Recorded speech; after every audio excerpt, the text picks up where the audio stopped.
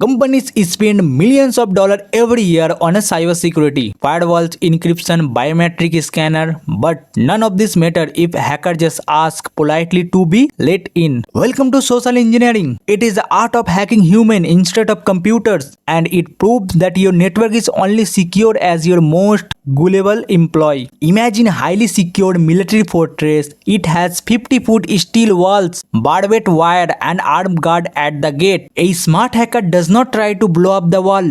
Instead, they put on a paper pizza delivery hat. They walk right up to the front gate and say, "Hey, I have a delivery for boss, but I forget my ID card." The guard smell the pepperoni, shrug, and happily open the massive steel gate. The fortress is completely breached without a single line of code being written. In the digital world, this is called a phishing, and it is how 90% of all massive data breach actually start. The hacker just sent a email that exactly like come from a company's IT department. The email tells the employee their account was compromised and they need to click the link to fix immediately. The link takes them to fake website that exactly look like a real one. The employee type in their username and password, effectively handling the keys to the castle direct to the hacker. It does not matter if a company has $10 million firewall blocking unauthorized access. Because the system did not get hacked, the system just saw a valid login from a valid user and opened the door. The human was glitched. You can buy $1 million